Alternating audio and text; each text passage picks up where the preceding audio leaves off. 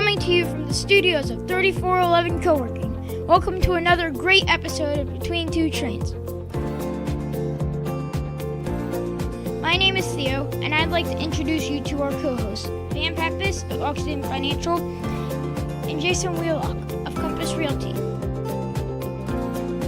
And now, Between Two Trains. Okay, welcome to Between Two Trains. I am your host, Van Pappas, and we come to you on the 1st and 15th of every month with some great entrepreneurs. And, you know, it's like you can get an MBA in your car just listening to all these great entrepreneurs and their knowledge base. So tune in every month to hear their stories. And once again, back from the dead, we have Jason Wheelock, the wonderful expert real estate agent. Jason, how are you? I'm great. I can't believe it's been 60 days. Yeah. So when we saw you last, you had just recently made the conversion to Compass Realty. So now that it's been a month or two, how are you liking it? Are you still good with Compass? Well, I'll tell you, it's just like moving personally. You always think it's going to be a lot easier. And so it was a pretty chaotic 30 days for the team.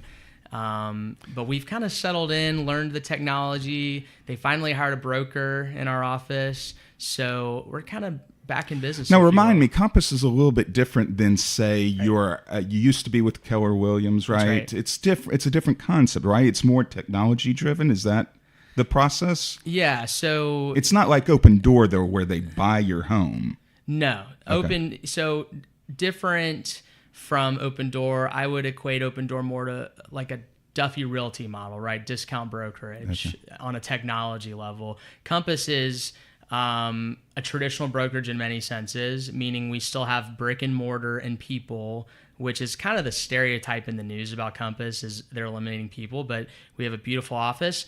And unlike most traditional brokerages, though, we have access to a lot of data, right? That's the big word in every business now is data. So we have analytics at our disposal that help us understand where our traffic comes from. If I list a house, I can see where is that web traffic? Is it Zillow? Is it Redfin? And we can target people based on the analytics that we have. Not to mention we have a great portal for those of you that are getting into the market. That I think is just as nice or better than Zillow's. And that's another area where most brokerages have suffered in the past is not having a platform for the client to be on and interact with their agent. So that's kind of it in a nutshell. And we're still unlayering all the things on our end even that they're going to roll out. So it'll be really exciting. That's awesome. That's awesome. So listeners, if you are looking to sell or buy a home, reach out to Jason. He is available, but we're not here to talk about Jason. It's not about me. It's not about you, Jason. We have a wonderful guest, Dr. Rachel Weimer. Did I pronounce that correct? Correct. All right. And you are a doctor of what? I'm a chiropractor. Chiropractor. All right. So we have actually had a chiropractor on the show before, Dr. Miriam Croft. I think she was one of the early guests. She was, yeah. Maybe episode 2 or 3. Pre-iPhone 10, I think. So, Definitely pre-iPhone 10. She's wonderful. Yes. And so one of the things that's always interesting when I come across a chiropractor living in Atlanta is there are a lot of y'all. So, you've started your business now how long ago? I started it in April, so I'm just in my 6th month, actually. Okay. But you've been a chiropractor for longer than 6 months. I've been a chiropractor for about 6.5 years. I was practicing in Midtown before, so started my entrepreneurial journey here in Chamblee. Okay. So what made you decide to take that leap from, hey, I was working for someone else just as a chiropractor. Hey, I get my paycheck. I go home. I spend time with the family. I don't have to worry about running a business. What made you say, hey, I want to make this leap in a marketplace like Atlanta where there are so many other chiropractors? Well, on that point, first of all, there's not actually a lot of chiropractors in Atlanta. Really? We all go out on our own, so it looks like there's a lot of us. But we're a very small field. We're an intimate field, and we all know each other for the most part. But it does look like there's a lot of us because we all, for some reason, open our own doors. Well, I'm assuming that I felt that way because of Life College, right? Life is located here. Isn't Life the number one chiropractic school in the country? It is. It's a fantastic school, and you're right. Everybody comes down here from up north to go to school, and then we stay because we don't have to deal with winters down here. But yeah, there's a good amount of us, but we all go out on our own. So you asked why I started my business, why I went out on my own. And interestingly enough, I actually started my practice to have more freedom. I have 2 kids, and just having my schedule dictated by someone else and my pay dictated by someone else, being on my own has given me more freedom. I drive my kids to school every morning. I am home for dinner at night. So quality of life. Quality of life. It's everything. I'm all about life-work balance right now. Okay. Well, and actually, this is a good question because Life is a place I've seen on TV growing up, and it seems like all the chiropractors go there. So I think a lot of people wonder, what's the difference between any chiropractor across Atlanta if, I don't know, most of them went to Life University, probably in many cases went through the same training. So how do you differentiate in that business and in this market? Well, there are probably hundreds of chiropractic techniques, and this is a question that we're asked a lot. Chiropractors have different techniques and goals of care, just like any medical doctor. The problem is that we don't really advertise what makes us different. So when you walk into a chiropractor's office off the street, you don't know whether you're seeing somebody who is a manual adjuster or uses an instrument to adjust, or who prefers to see kids, or who only sees athletes. There are so many different techniques, and I think a lot of chiropractors now are using websites to try and differentiate each other. The big differences between chiropractic colleges are philosophies, and I'm sure that's the same between medical schools. But yeah, there's definitely different techniques and different kinds of chiropractors, just like there are medical doctors. Sounds just like our businesses. Real estate agents, financial planners, they struggle to differentiate too, I think, right? Well, not Oxygen Financial. Well, we rule the roost. Yeah. We're unique. So you were in Midtown working for someone else. You decided to take the leap. Atlanta's a big city. How did you end up locating in Chamblee? Now, first off, before you answer that, where exactly in Chamblee are you located? I'm at 5553 Peachtree Road, so I'm right across the street from Gus's Fried Chicken. I'm in the Whaley Machine Loft building. Okay. That's Robert Pond's building. He was a guest earlier. I don't know. Really? Did you do Robert? I don't think you did, Robert. I don't Jason. think so. Shout I out might to have been on Robert top of Pond. a mountain somewhere. Yeah. I think that was when you were on that trip. Traveling somewhere. Traveling. Right. So, all right. So you're in the Whaley Machine Shop. How did you end up there? How did I choose there? We live in Ashford Park, and I love the growth of Chamblee. Ashford Park is a great neighborhood, but I really like that in Chamblee we've got a little bit of grit, a lot of business owners here, and just there's a really good feeling of camaraderie between everybody here. And specifically the building that I chose, I love the loft feel. It's very different than any other chiropractic office I've ever seen and been to. And it's really just the environment that I wanted to have for my space. Nice. So I'm glad you mentioned about sort of the camaraderie and the small business. Jason, we, I think, have talked about this before, but Chamblee is very unique compared to other small municipalities in the area in that it's predominantly mom and pop small business owners. We got 2,000 businesses in the city of Chamblee. We don't have the State Farms or the Mercedes-Benz like Dunwoody and Sandy Springs. So, we do have that sort of, as Rachel said, this camaraderie because you have all these small business owners doing similar stuff. Well, and part of that I think is you can't build or create character, right? You have these buildings in Chamblee, which redundantly we've talked about, similar to West Midtown in many respects, this industrial feel to it, repurposed spaces, and it's really hard to just set up in Dunwoody or Brookhaven to create that. And so I think that the character of the location attracts a lot of small businesses Exactly. within itself. Well, as you can see, this is the first time you've been here since we've been at our new location. I just want to give a shout out to 3411 Co-working. They are providing our studio space. And so I think that goes to what you were saying. This is a cool vibe. It's an old industrial building that has been converted into co-office spaces.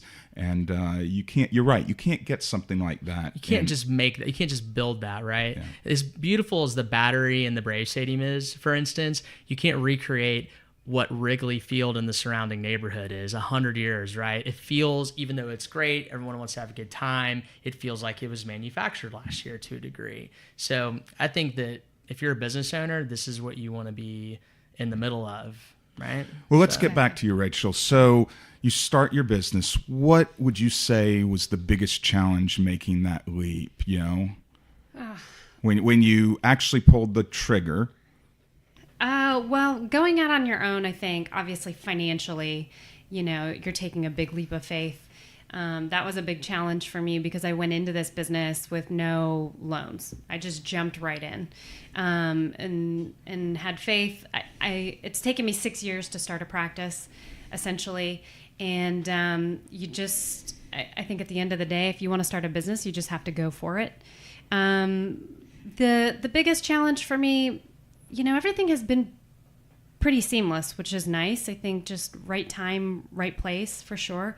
But, meeting everybody, networking, getting people in the door, I think is a challenge for any business. Mm-hmm. So in that statement, there are two things I want to explore. First is you mentioned about getting into this without needing a loan. So as a financial planner, I love hearing how you did that, what you did leading up to. Did you save your money over those 6 years? Did you go to mom and dad and said, hey, I need to borrow some money to start this? Tell us a little bit about the financing side of how you made this happen. Well, I didn't come into this with any savings based on where I was at working before. And luckily, my husband and I were able to come up with enough funds to put down on just my space. So I had, I think, like 3 months of rent that I had to put down. And beyond that, when I opened my doors, I just had to be ready to hit the ground. All right, so that sounds pretty scary. So you went in, you had enough for 3 months. If you didn't get any customers in the door, you're out of business 3 months later. I wasn't making my overhead.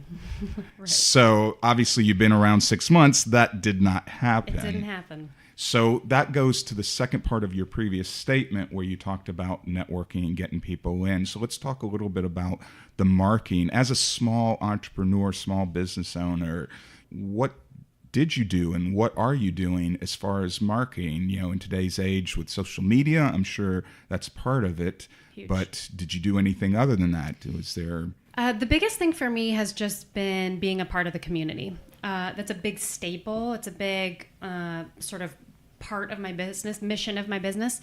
I want to be a part of the community. So I do a lot of volunteer things. I'm a coach at Ashford Park Elementary. I host a lot of things in my office that have nothing to do with chiropractic and nothing to do with me. I am out in the neighborhood all the time, just meeting people. And I think that for any small business, people are going to want to do business with people that they like. And so just getting out there and meeting people and being who I am has helped me the most. So when you left the practice that you were working for, did you have a following that came with you? Did you steal some of those clients or? Well, I wasn't legally allowed to take any of those patients with me, but I did have some people who chose to follow me over, which really was, it gave me the confidence to start my own practice. I knew that I had 3 solid patients that were going to come with me, and that was enough for me to say, I'm going out on my own. I can do it. Mm-hmm. What do you see as your vision for the business if you wake up in 5 years? What do you want it to look like? Because right now it's what you are kind of every part of it, right? You're doing all the Just me. administrative. Yeah. The No, actual you have no chiropractic. employees. I have no employees. I'm wearing Yeah. all the hats, which is wild. So you're not spending 100% of your time being a chiropractor. You're spending maybe 30% of your time as a chiropractor. I like to say that I am 100% mom, 100% wife, 100% chiropractor, 100% admin. That's exhausting. I'm just doing it all right now. But what was your question? Yeah. Where are we? And I asked this of myself what's when my I first vision? started, is where do you want to be in 5 years? And sometimes right. that vision changes, but as of today, where do you see this going? I really want to be a different kind of chiropractor. I want to have a very cool space full of very cool providers, all doing different things with a similar goal in mind. Explain that. Like what would be some other providers that would be in there? I would love to have a really great, cool PT in there with me. Right now, I have a woman who comes in and does amazing natural childbirth classes. Okay. She also teaches other doulas how to be doulas. I have a podiatrist who comes in and uses my x-ray machine. I have interest from, body healers, Reiki masters, massage therapists. I would love estheticians to be in there. I would love for that space to About be yoga? used. I would love for the space to be used for yoga.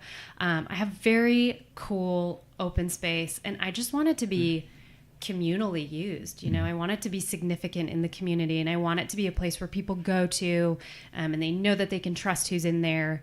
And just a really wholesome place of wellness. Now, I know the building that you're in because I know Robert very well. Is there space for you to grow in there to do all these things? Or would you, when you get to that point, have to find a different location? I purposefully rented space probably larger than I initially needed. So I have a lot of space in there, and I have a lot of room to grow. I could definitely change the configuration in my space specifically, but there's certainly room to grow. It's a big shared building as well. Mm-hmm. And so I know that at that time, if I do need to expand actually square footage, that it'll work out in there. I love that space. Do you envision the business as being this mom and pop one location place in Chamblee, or do you, a lot of chiropractors, just like doctors, they eventually open other locations? We're going to other have the markets? Weimer Clinic on every Yeah, street Weimer corner? Clinic, yeah. Yeah. I don't know that it's not in my wheelhouse right now to think of different locations. I really want to focus on growing Sure. a very You're cool young. location. You're young where in I'm at now. you're still at the infant stage Yeah. of business. Yeah. But would you like to see a scenario like where you were at, where there are other chiropractors that were working for you? I would love to have other chiropractors in my space. I don't know that I would like to have other chiropractors working for me necessarily. Why is that? I think that I want to give other chiropractors and other entrepreneurs opportunity to build something that is, profitable for them and something that they love. And I don't want to take a piece of that away from someone. I want to help other people moving forward. And if they can get that start in my space, I'd love that. But I see more of an independent contractor relationship in my space. And in terms of growing spaces, I don't know. I almost feel like I would rather invest in other things if I got to that arena rather than more office spaces. One of the things that my business coach always talks to me about is, what is my one thing? And like any business, when you start it, you're doing everything, right? You're the mayor, the fireman, the police officer in a small town. So if you could wake up and every day you only had to do one thing every day, your business was leveraged, what would be that one thing you would focus on every day if you had the choice? I mean, can kids be my answer? My kids would be my answer, I think. I think I would just love to spend time with them and help them grow to be super cool kids. And I mean, that's where my passion is. That's why I have my business right now. Yeah. So the business is about freedom then. Absolutely. Yeah. Well, we're going to take a short break as we hear from our sponsors. And then when we come back, we're going to play, Rachel, a fun game called Hot or Not. Jason's got some great hot or nots to throw at you, and Putting pressure on me, Van. this is all on me now. Yeah. This is a business podcast where we interview the best and brightest entrepreneurs of the North DeKalb area. We come to you on the 1st and 15th of every month, and you can hear us on all kinds of podcasting sources. So whether you listen to us on our website at betweentwotrains.com or you got us on in the car for 30 minutes, pull up your favorite podcasts like Stitcher, iTunes, Google, and check us out. We'll be right back. Looking for an affordable, functional, and creative space to work? Check out 3411 Co-working in downtown Chamblee. They have flexible month-to-month office space options that include fiber internet, meeting rooms, printing, coffee, snacks, and networking events. 3411 Co-working is the perfect place for entrepreneurs, remote workers, and small business owners looking for a one-stop shop for your professional needs. Stop by for a tour Monday through Friday from 9 to 5 and see how 3411 Co-working can work for you. Have you wanted to own an online business or add new selling channels? Join us in Atlanta for the e-commerce Edge Up. Attend in-depth sessions about Amazon, eBay, Shopify, and more. Successful e-commerce professionals answer your questions and share real-world solutions. We also cover business formation for the state, wholesale, and importing. Brought to you by the Edge Connection, Southern Company, and Scanner Society.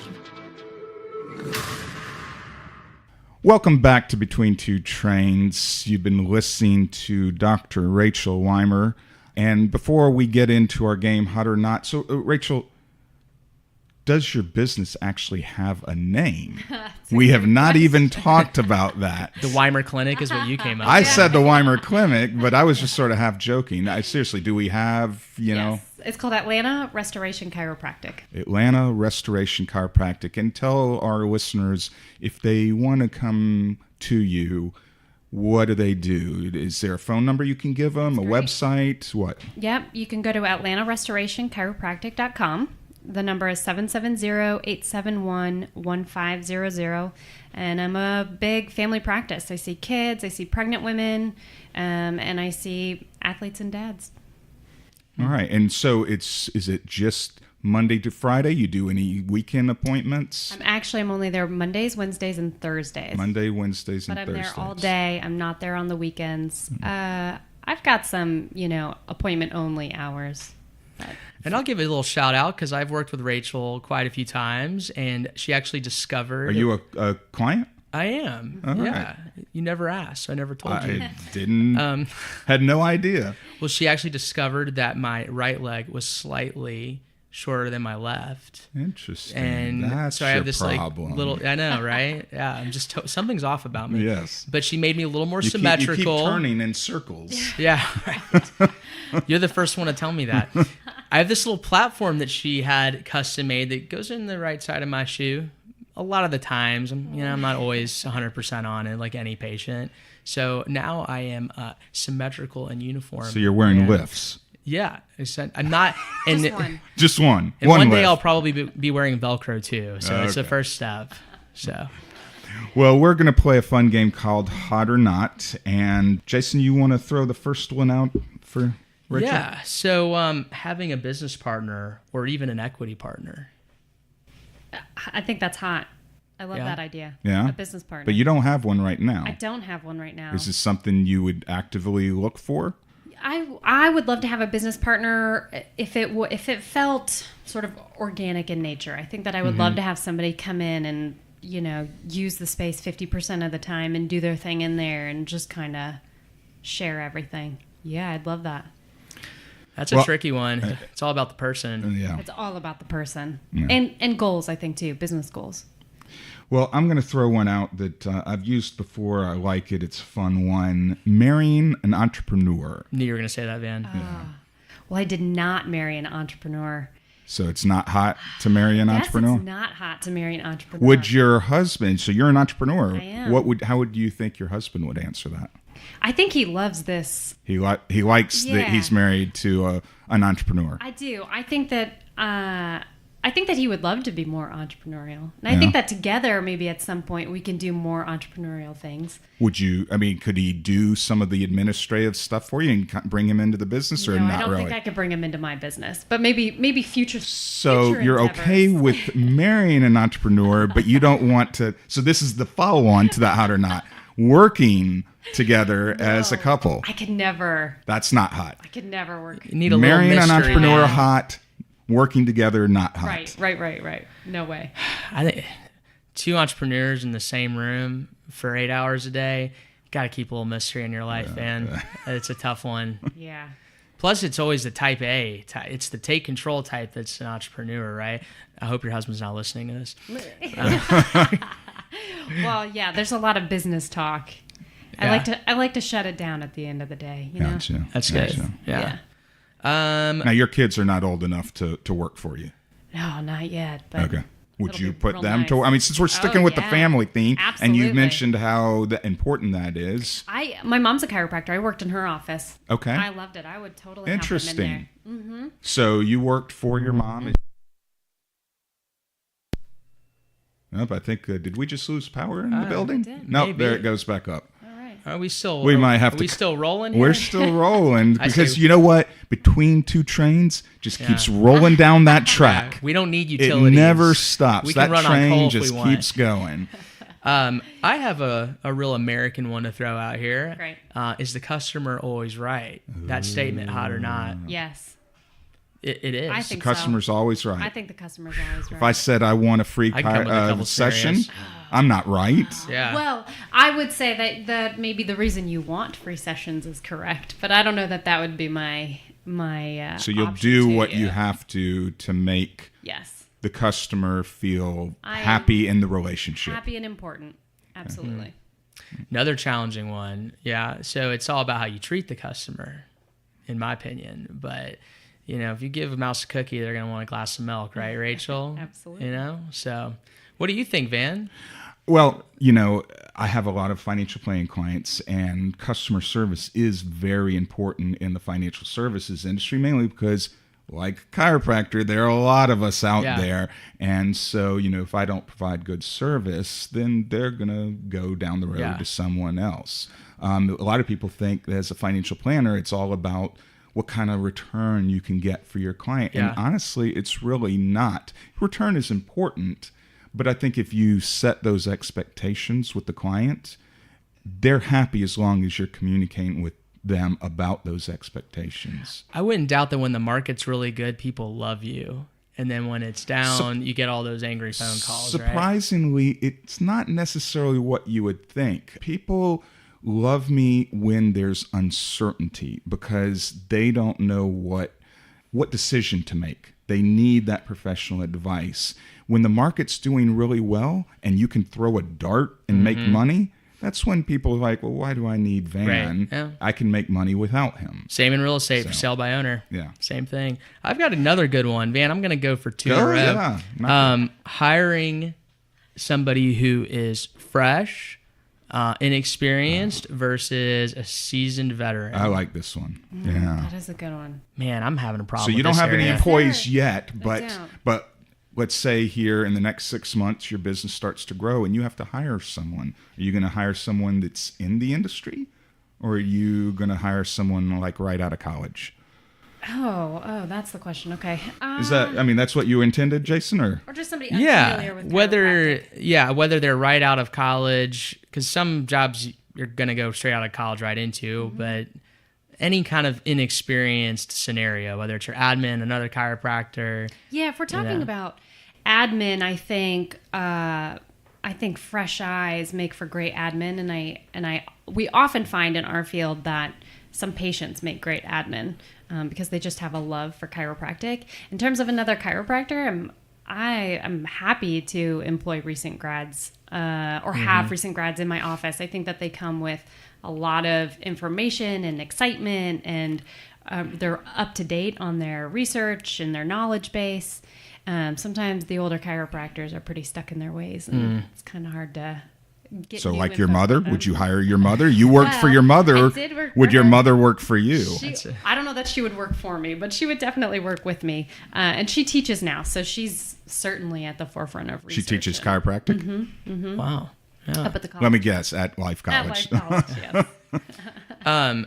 So more experienced people are more expensive, right, Van? So, Absolutely, and that's the problem when you're starting a new business. And right now you said I'm wearing every hat. I'm the admin. I'm the chiropractor. I'm the doing all the different things that I have to do to run my business. And I would guess maybe are doing about 30% of your business as being a chiropractor, and then the other percentage is all those other jobs. So when you do hire someone, you're right, Jason. You have to weigh how much is this worth? With those young bucks, you can teach them the Weimer way. Yeah, you could teach them, mold them, teach them new tricks. That's right. Although to have an experienced The admin would be problem is teaching them means that you have to spend that time doing exactly. that. Whereas hiring someone, Right. this goes back to your hot or not, where you hire someone who's got the experience, they come in, they already know everything about how to do what you're asking them to do. So if they are experienced, they're either going to bring really bad habits or they're going to bring really great habits. So if you're going to hire experienced, if they're experienced and they have really great habits that they've learned, it can be a awesome hire. And so in my dealings with business owners and entrepreneurs, that is a real challenge. You've hit on something that's very important, because a lot of times entrepreneurs are really good at what they do. Right. Rachel's a great chiropractor. She does it well. She knows it. The question is, does she have the business side to say, I'm going to interview someone and understand, is this person going to fit? Or are they bringing in those bad habits that you just said? Well, it takes a lot of time to do that. If you hire impulsively after a meeting with somebody, you're basically flipping a coin. If you hire somebody like you're describing, you got to spend hours with that person to understand, and then you got to have them show you, right? That's always the biggest thing, is application. But I definitely think that really great people are more in the minority, because average isn't good. So if you want to find really great people with experience, you're already looking for a smaller pool of folks, right? Yep. This conversation stresses me, because it's been the biggest challenge of my business, is finding folks with good habits. All right. All And these when you made the change recently, did all your folks come with you, or did you have to hire new people? They all came with me, and then our executive assistant decided she wanted to go back to California a few weeks ago. So there you go. You just have turnover, So anyway, back to Rachel. That's probably a big challenge with any business. The hiring and hiring good people and keeping them on. Oh, absolutely. So in your plan here, you're 6 months in. I'm assuming you have some kind of plan. Do you have an idea of where that critical mass is, of you saying, okay, now I definitely have to hire someone. I can't do it all myself? I've had different opinions from a lot of other seasoned docs on when to hire someone. For me, it's going to be a while. I definitely want to make sure that I hire the right person. And if that means that I've got to do more things on my own for longer, I'm happy to do that. What if it affects you being able to bring on more patients? Yeah. Maybe my mom can come help me out. Oh. Or my husband. So did you become a chiropractor because of your mom? I mean, is that... I did. Mm-hmm. Following in mom's footsteps? I did. It's crazy. Is that the dream that we all want our kids to follow in our footsteps? I think she was it took me a long time to tell her that I was going to go to chiropractic college, because I knew she was going to be really excited. I wanted to be sure. She is a fantastic chiropractor. Well, she wasn't teaching when you went to school, was she? Nope, she had a private practice. practice. Was she? No, that would did have you been nice. get an A? That would have been nice.